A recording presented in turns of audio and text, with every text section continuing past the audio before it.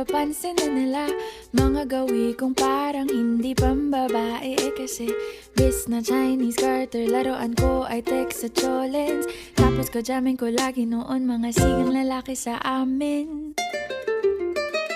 Nung ako'y mag-high school ay napabarkada sa mga bay. Curious na babae na ang hanap din ay babae.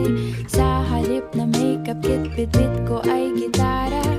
Tapos pormahan ko lagi ay long sleeves na t-shirt at faded na lonta. Pero nung makilala kita, nagbagong bigla ang aking timpla. Natutuwa ko na magpariban at mag-ahit ng kilay at least once a month. Hindi ko alam kung anong meron ka na sa akin ay nagpalambot ng bigla. Sinong mag-aakalang lalaki pala ang bibiyag sa tulad kong tigreng gala.